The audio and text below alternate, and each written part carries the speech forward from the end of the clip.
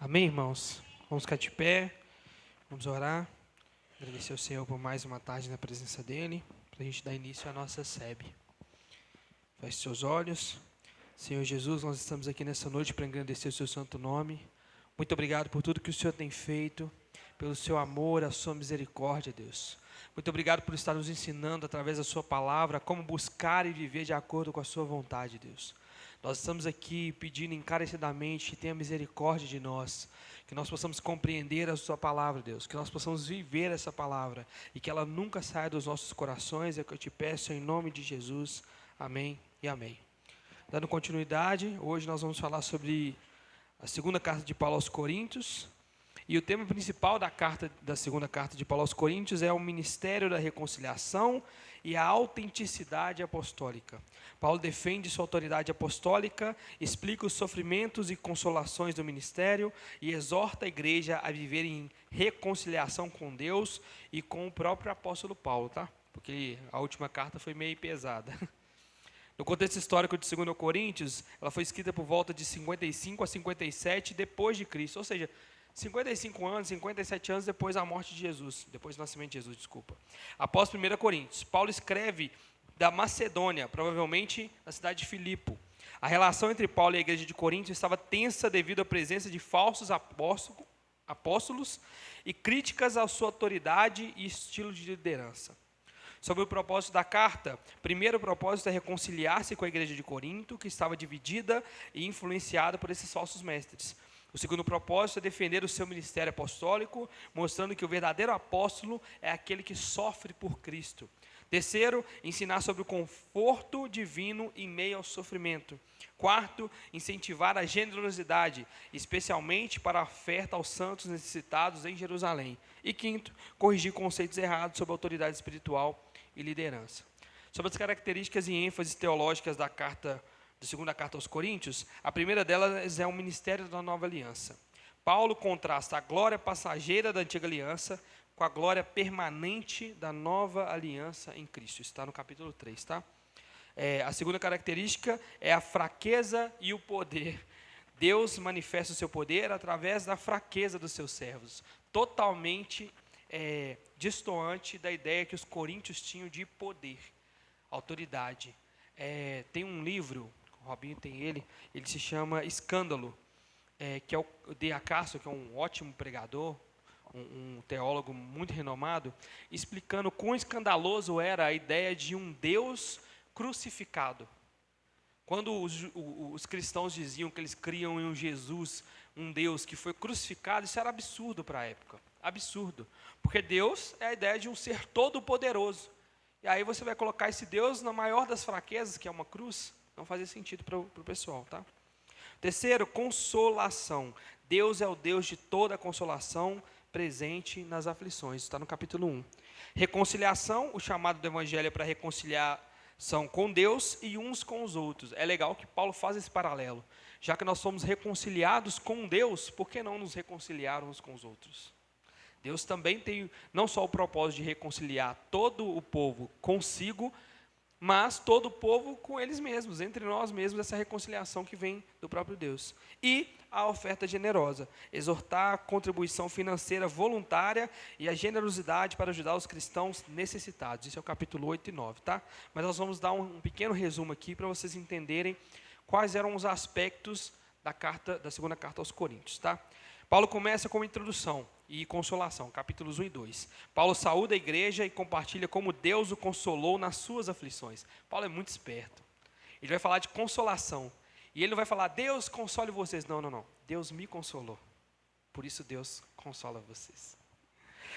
E Paulo exorta a perdoar um ofensor arrependido e explica por que mudou seus planos e pontos de vista. Esse ofensor aqui arrependido provavelmente era o menino que estava ficando com a madrasta no primeiro livro. Agora ele se arrependeu. E aí Paulo chama ele de volta. Tragam ele de volta, ele se arrependeu.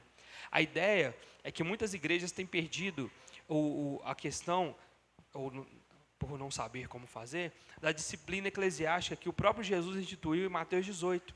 Se o irmão pecar contra você, você vai até ele. Se ele não se arrepender, você chama uma testemunha e vai até ele. Se ele não se arrepender, você chama os presbíteros da igreja, vai até ele. Se ele não se arrepender, você passa para a igreja, considera ele fariseu e publicano e expulsa ele do meio de vocês.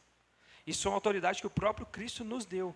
E Paulo pediu para que eles exercessem essa autoridade em 1 Coríntios. Tirem esse cara do meio de vocês.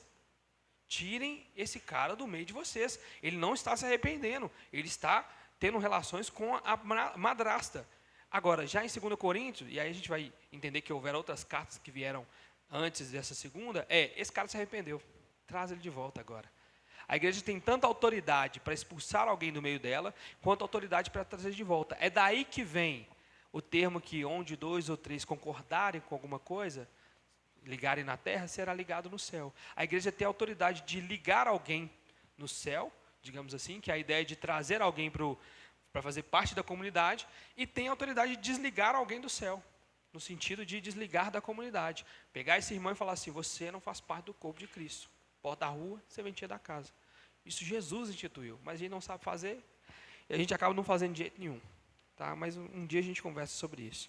Capítulo 3 ao capítulo 6, Paulo vai falar sobre o ministério da nova aliança. Paulo compara a antiga e a nova aliança, destacando que o verdadeiro ministério é marcado por fraqueza e dependência de Deus. Ele enfatiza o ministério da reconciliação. Os apóstolos chamam todos a se reconciliarem com Deus. Esse é o nosso chamado. Na igreja, geralmente tem essa ideia de qual é o meu chamado, para que eu vim? Então, o chamado de todo cristão é reconciliar Deus e o homem.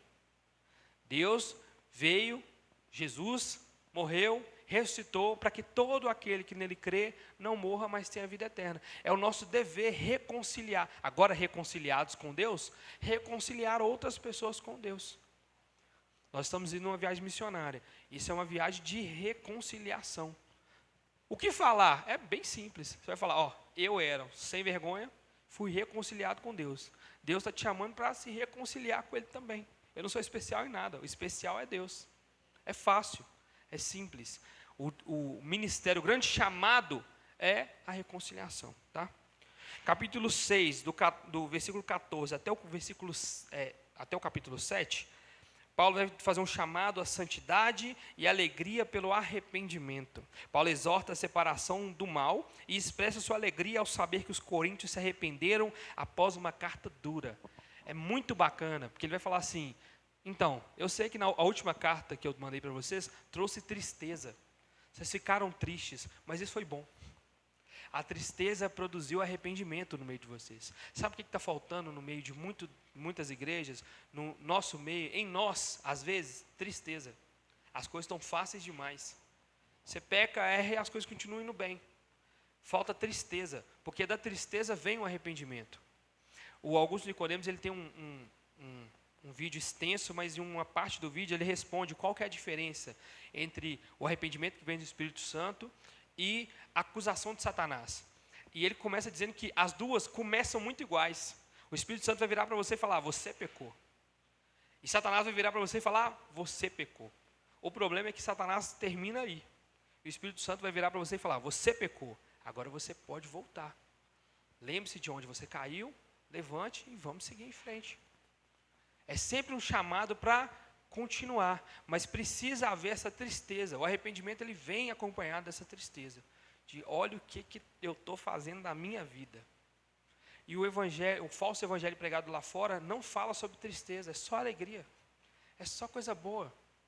Fica difícil, não fica? Como que você vai se arrepender se tudo está dando certo, as coisas só melhoram? Capítulos 8 e 9, ele vai fazer a exortação à generosidade, falando de dinheiro mesmo. Paulo incentiva os coríntios a contribuírem para os cristãos pobres de Jerusalém, ensinando sobre generosidade e confiança em Deus como provedor. Quem vai prover para nós não é o nosso salário, é o Senhor. Então, o nosso salário pode ser usado para prover para outros. É bem simples. Na ótica de Deus, 5 pães e 2 peixes alimenta a gente demais. Demais. Então, mas eu tenho pouco. Eu já ouvi muitas pessoas falando isso. Deus podia me dar uma condição melhor, porque aí eu ia ajudar as pessoas. Você não ajuda agora. Faz o menor sentido.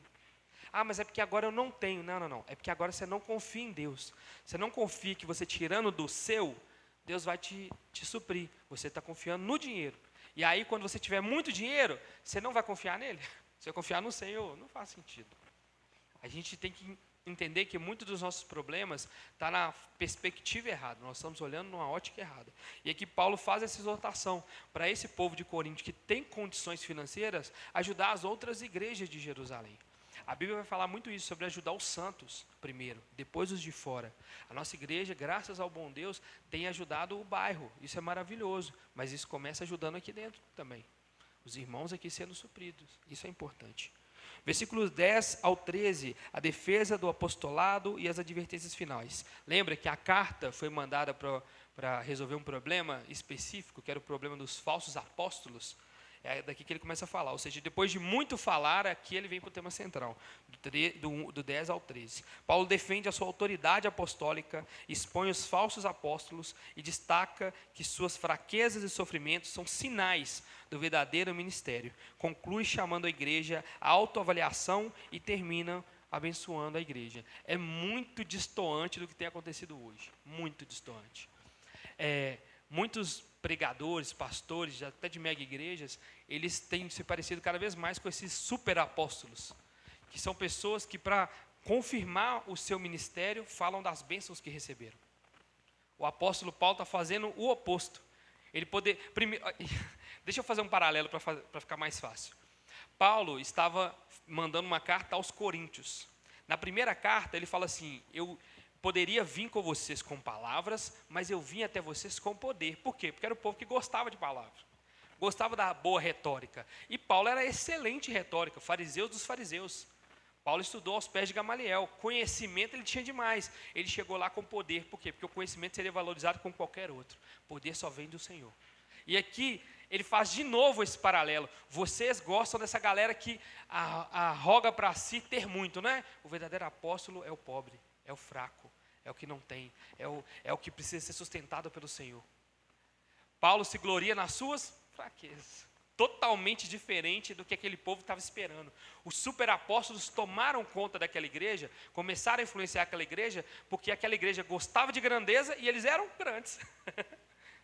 Muito parecido com os dias de hoje. Vamos falar aqui que o pastor fulano vai estar aqui, vocês vão ver que isso não lota. É óbvio que lota. Nós vamos para uma viagem missionária, onde um pastor famoso vai pregar lá na igreja lá.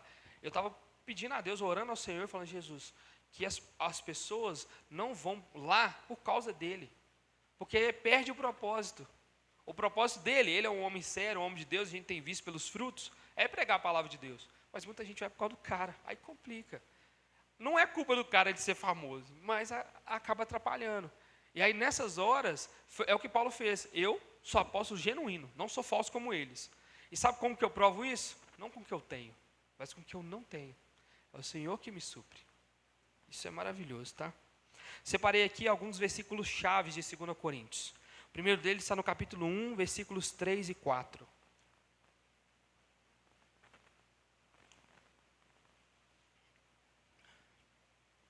Bendito seja o Deus e Pai, nosso Senhor Jesus Cristo, Pai das misericórdias e Deus de toda consolação, que nos consola em todas as nossas tribulações. Paulo começa falando sobre essa dificuldade. Capítulo 4, versículo 7. Temos, porém, esse tesouro em vasos de barro, para que a excelência do poder seja de Deus e não de nós. Paulo demonstra por que ele está falando de fraqueza. Não é para ser um coitado, é para mostrar que quando vier algo de bom, não pode ter vindo dele. Se uma pessoa canta muito bem, quando ela canta e o louvor é muito bom, foi ela. Ela canta bem.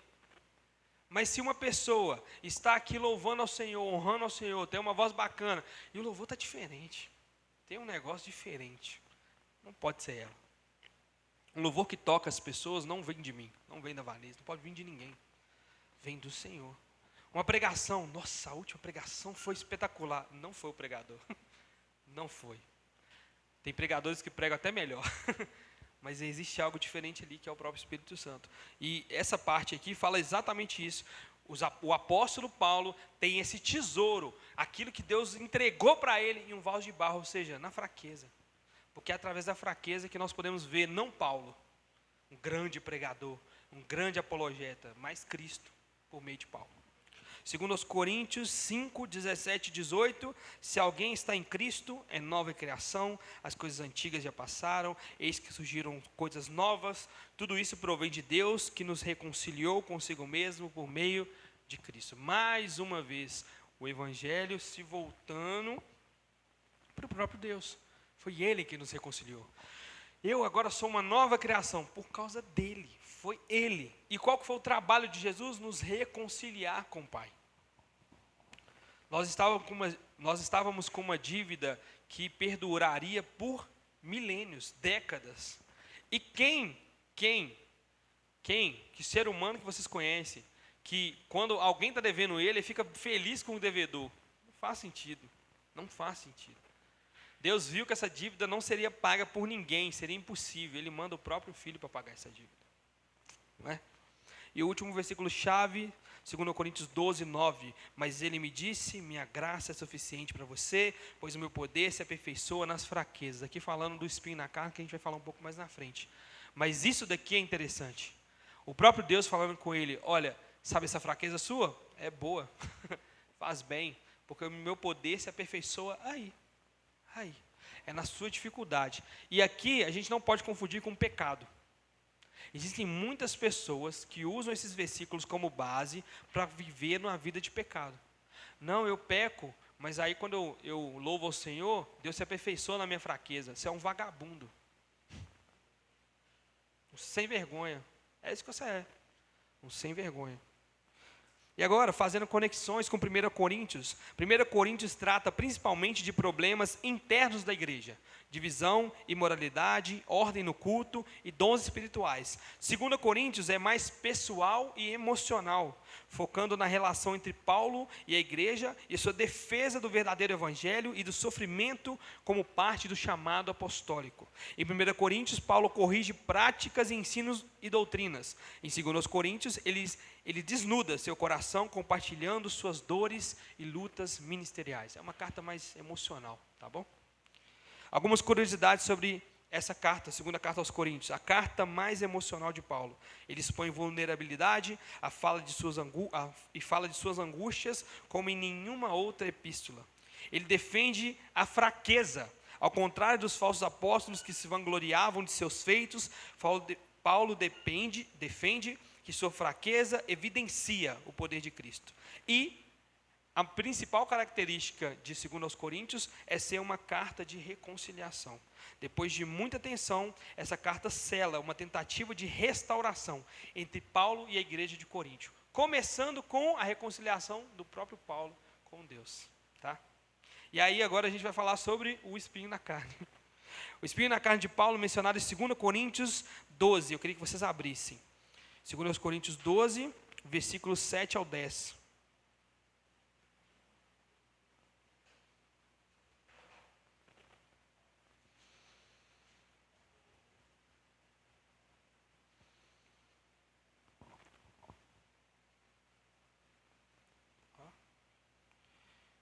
Coloquei 2 Coríntios, abre o primeiro, não. 12, versículo 7 até o versículo 10. Diz assim: para evitar que eu me exaltasse por causa da grandeza dessas revelações, é Paulo falando que foi até o céu e viu coisas indizíveis. Foi-me dado um espinho na carne, um mensageiro de Satanás para me atormentar. 3 vezes pedi ao Senhor que tirasse de mim. Ele, porém, me disse: a minha graça é suficiente para você, pois o meu poder se aperfeiçoa na fraqueza. Portanto, eu me gloriarei ainda mais alegremente nas minhas fraquezas, para que o poder de Cristo repouse em mim. Por isso, por Cristo, alegro-me nas fraquezas, nos insultos, nas privações, nas perseguições, nas angústias, pois quando sou fraco, então é que sou forte.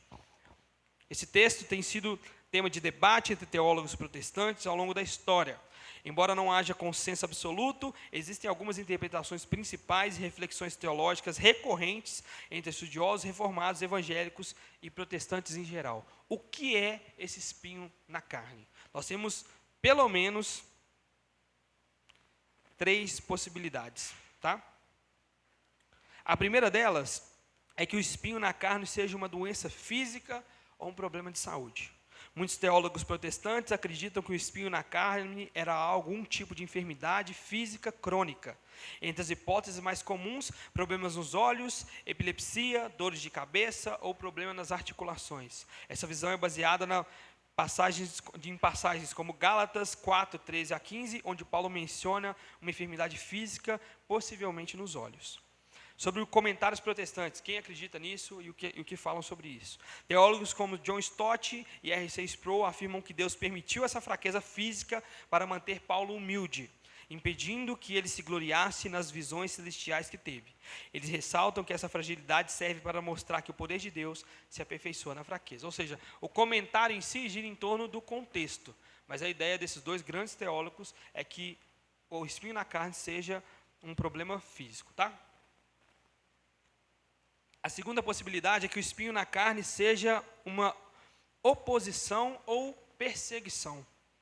Outra linha de interpretação, também popular entre teólogos protestantes, entende o espinho como perseguições constantes ou ataques de opositores, especialmente os falsos apóstolos e judeus legalistas que minavam seu ministério. Essa leitura conecta o espinho ao contexto imediato da carta, onde Paulo defende seu apostolado contra ataques externos.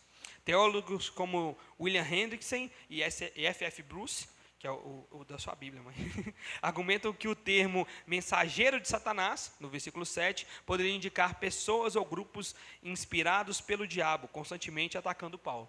Nesse caso, o espinho seria opressão externa em vez de uma doença física. Ou seja, alguns teólogos dizem que é doença física, outros vão dizer que é essa opressão externa, enviados de Satanás. A terceira eu falei as três maiores, tá? Tem gente que acredita em umas loucuras, má loucura. Mas a terceira é o espinho como tentação ou alguma angústia psicológica. Alguns protestantes, embora em menor número, sugerem que o espinho era uma luta interna, como angústia, ansiedade profunda ou até uma tentação constante. Essa visão é mais comum entre teólogos ligados a uma visão pastoral existencial da teologia, que destaca as fragilidades emocionais em grandes servos de Deus. Martin Lloyd-Jones, por exemplo, alerta que espinhos na carne podem ter múltiplas formas, inclusive no campo emocional e psicológico. Mas o foco de Paulo é sempre a dependência na graça de Deus. Você pode realmente focar nisso mesmo. Aqui o foco não está em o que seja o espinho na carne de Paulo, mas no que é que isso vai acarretar. É a força dele ser diminuída e o poder de Deus crescer nisso. Essa visão pastoral destaca que Deus permite espinhos para nos levar a uma confiança mais profunda e contínua nele. E o que a teologia geral diz sobre o espinho na carne no geral, tá? Reformados como João Calvino e Charles Hodge reforçam a ideia central. O espinho é deliberadamente deixado indefinido, pois o foco da passagem não é o espinho em si, mas o propósito divino de nos manter humildes e dependentes da graça. O ponto central para a teologia reformada é que Deus usa a fraqueza para revelar sua suficiência e poder soberano, o que é essencial na teologia da graça e da soberania divina. Às vezes a gente fica tão preocupado no detalhe que a gente esquece o propósito. O que é o espinho na carne? Não diz. Não diz. E por que não diz? Porque o espinho na carne pode ser várias coisas. Para o apóstolo Paulo foi uma determinada coisa, e para nós, aquilo que nos traz fraqueza momentânea, mas que através dessa fraqueza, Deus se aperfeiçoa. É sobre isso que Paulo está falando, sobre esse aperfeiçoamento. Agora, se vocês querem saber, eu acho que era alguém oprimindo Paulo, porque faz mais sentido com o contexto da carta. Ser uma doença física que não parece ser o correto, tá? Para mim, até então, tá? O mais correto seria alguns opositores, já que o contexto da carta é sobre falso profeta. Faria sentido, tá bom? Mas, de novo, não interessa. Aplicação teológica. Independente da natureza exata do espinho, teólogos protestantes concordam em alguns pontos chaves. Primeiro, fraquezas não significam ausência de bênção ou favor divino. Se você falar que Paulo não era abençoado, você é doido. É só doido. Segundo, Deus pode não remover o espinho, mas dar graça suficiente para suportá-lo. É sobre isso que Paulo está falando. Terceiro, Cristo é glorificado quando mesmo em fraqueza o servo de Deus permanece fiel. Está aí mais um propósito do espinho.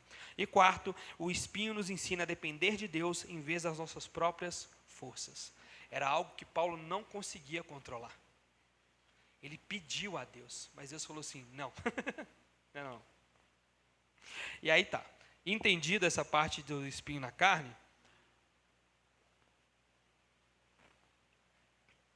nós vamos seguir para a ideia final, de que Coríntios provavelmente recebeu 4 cartas, não 2, 4 cartas.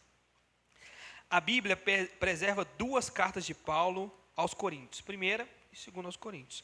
Mas a maioria dos teólogos e estudiosos protestantes concorda que Paulo escreveu pelo menos 4 cartas para a igreja de Coríntio, das quais 2 se perderam. Inclusive a primeira. A primeira carta aos Coríntios, que foi mandada ao povo de Corinto, é mencionada em 1 Coríntios 5,9, onde Paulo diz, já vos escrevi em carta que não vos associais com os ímpios. Então ele já tinha escrito antes. Essa é uma carta anterior a 1 Coríntios e não foi preservada. Sumiu. Primeira carta aos Coríntios, sumiu. E aí nós temos a segunda carta enviada aos Coríntios, que é 1 aos Coríntios. Escrita para corrigir diversos problemas na igreja, divisões, imoralidades e tudo mais. Então, 1 Coríntios, na verdade, é 2 aos Coríntios. Depois disso, Coríntios recebeu uma terceira carta, que também se perdeu. Paulo, como eu falei aqui mais acima, está tratando de reconciliar com o povo de Coríntios, porque da última vez ele foi muito severo. Mas em 1 Coríntios ele não foi tão severo assim. Ele está falando de uma carta que é chamada pelos teólogos de carta severa. É a carta que quebrou o pau com a galera. Bobear sumiu com ela por causa disso, ou não? Não conta nada não. Ela é mencionada em 2 aos Coríntios 2, 3 e 4, e 2 aos Coríntios 7 e 8, onde o Paulo fala de uma carta escrita com lágrimas e que causou tristeza. Essa carta foi mais dura do que 1 Coríntios e tratava de uma crise grave, possivelmente envolvendo falsos apóstolos e ataques diretos contra Paulo. Essa carta também não foi preservada. E aí nós temos a quarta carta enviada aos Coríntios, que é 2 aos Coríntios. Escrita depois da carta severa, e o apóstolo Paulo recebeu notícia do arrependimento de muitos coríntios. Nela, Paulo defende seu apostolado, consola e exorta a igreja e incentiva a generosidade. E aí vem a pergunta, por que algumas cartas se perderam? Vamos lá, tá? Não sabemos exatamente, mas o cânon bíblico não foi simplesmente uma coleção de tudo que os apóstolos escreveram. Deus, em sua providência, guiou a preservação e canonização dos escritos mais relevantes e inspirados para a edificação da igreja. O cânon do Novo Testamento foi formado com base em 3 questões. Primeiro, apostolicidade, ou seja, deveria ser escrito por um apóstolo ou alguém associado a um apóstolo, no caso de Lucas, por exemplo. Segundo, o uso constante nas igrejas primitivas. Você vai ver que as cartas de Paulo, elas foram escritas e foram passadas para outras igrejas. E terceiro, coerência com a doutrina. Porque eles não seriam incoerentes. Nunca falou sobre culto aos mortos. Do nada começa a falar de culto aos mortos, não faz o menor sentido, né? As cartas perdidas, se sobreviveram por algum tempo, não tiveram a mesma circulação ampla ou reconhecimento teológico necessário para serem preservadas. Algumas cartas podem ter sido específicas demais para circunstâncias locais e por isso não foram copiadas ou amplamente circuladas. Pode ser que essas cartas ficaram só com os coríntios. E aí se perdeu. Essa é a ideia. Isso não significa que o conteúdo essencial para a fé cristã foi perdido. Tudo que é necessário para a doutrina, correção, ensino, crescimento espiritual está na Escritura preservada. O Augusto Nicodemos respondeu essa pergunta. Perguntaram para ele o que aconteceria caso essas 2 cartas fossem encontradas. Ele falou 2 coisas. Primeiro, confusão, ia dar uma bagunça. O pessoal ia ficar doido. Não, meu Deus, e agora? E agora? E segundo, nada. Nada, o cânon foi fechado. O próprio Deus, as igrejas reconheciam essas cartas de Paulo como ensinos, escritura inspirada por Deus. Se essas 2 cartas que se perderam não estão no meio, elas não eram consideradas pela igreja da época como inspiradas por Deus. Logo, não foram consideradas no cânon. Entende? Primeiro é gerar realmente essa confusão. Uai, essas cartas fazendo aqui, senhor? Depois nada. A Bíblia não tem, é impossível acrescentar alguma coisa na Bíblia, tá bom? Fique claro isso. Para concluir, 2 Coríntios é uma carta profundamente pessoal e emocional, onde Paulo revela o seu coração pastoral, suas angústias e sua absoluta dependência da graça de Deus. Ele defende seu ministério apostólico não com base em força ou autoridade humana, mas em sua fraqueza, que permite que o poder de Deus se manifeste.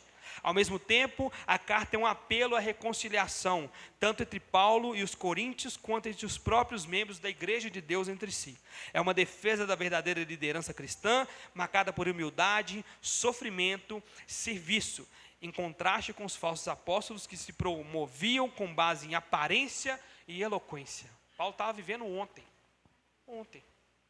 Em resumo, 2 Coríntios mostra que a fraqueza humana é o palco onde a graça de Deus brilha mais forte, ensinando que o verdadeiro ministério é realizado com lágrimas, sacrifício e total confiança na suficiência de Cristo. As cartas aos Coríntios foram muito mais do que orientações locais. Elas são um manual de pastoreio prático, uma teologia da fraqueza e da cruz, e um chamado à santidade e à unidade que continua moldando igrejas até hoje.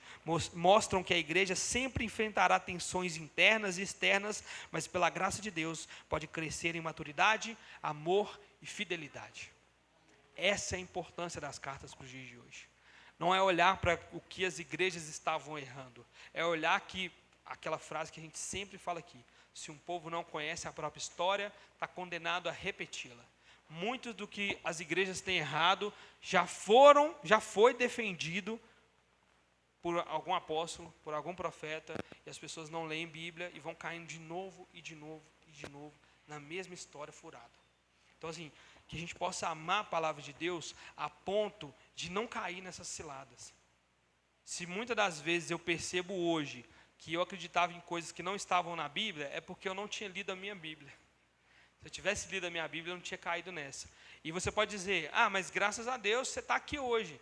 Eu estou, você está. Mas talvez alguém nunca saia do falso ensino.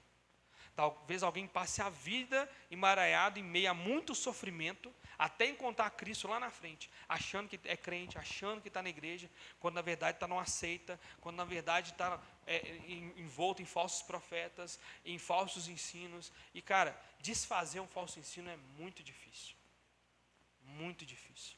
É bem mais fácil evangelizar uma pessoa que não conhece nada do Senhor do que alguém que acha que conhece. Mas é muito mais fácil. E hoje, na era da comunicação, todo mundo é meio teólogo, meio professor, meio pastor, meio psicólogo, tudo meio. Nunca ninguém é nada, mas todo mundo é tudo ao mesmo tempo. Não sai de casa não, mas já entendeu tudo sobre a vida. Isso é perigoso. A gente pode acabar caindo em ciladas de nós mesmos, de achar que, como muitos já acreditaram, que o evangelho só se mostra ativo quando coisas boas acontecem. Quando está todo mundo de carrão, quando está todo mundo com casão. E Paulo está falando o contrário aqui. É na fraqueza que Deus se aperfeiçoa. É nos momentos de dificuldade que nós encontramos quem realmente é o Deus que nós servimos. Quantas vezes no meio da dificuldade eu percebi, eu não estou adorando o Senhor não, estou adorando outra coisa. Porque eu não estou confiando. Se eu não estou confiando em Deus, eu estou confiando no quê? Estou confiando no dinheiro, estou confiando nos meus bens, em alguém. Então assim, Deus não perdeu o controle das nossas vidas. Que isso fique bem claro. Deus nunca vai perder o controle das nossas vidas. Se algo ruim está acontecendo, essa frase não mudou. Deus nunca perdeu o controle da nossa vida. Ele sabe o que é melhor para nós. Vamos ficar de pé? Vamos orar? Semana que vem, se Deus permitir, Gálatas. Nós começamos com as cartas de prisão, que é maravilhosas também. São maravilhosas também. Feche seus olhos, vamos orar. Senhor Jesus, muito obrigado pela oportunidade de aprender mais sobre o Senhor, Deus. Que nós possamos amar cada vez mais a palavra do Senhor, Deus. Nos ensina a viver aquilo que o Senhor tem preparado para nós, Deus. Que as questões que o Senhor tem colocado na nossa vida, no nosso meio, as dificuldades, Deus. Que na vida do crente não são só dificuldades. São um motivo para que nós cresçamos no conhecimento do Senhor. São a base para nós entendermos que nós não controlamos nada. O Senhor é o Deus de todas as coisas. É o Senhor que controla e comanda a nossa vida, Deus. É o Senhor que não perdeu o controle de nenhuma situação, por pior que ela pareça, Deus. Nos ensina, Pai, através da sua palavra, a confiar mais no Senhor, a viver verdadeiramente para o Senhor e a cumprir o seu chamado, que é o chamado da reconciliação com o mundo, Deus. É o que nós te pedimos, em nome de Jesus. Amém e amém.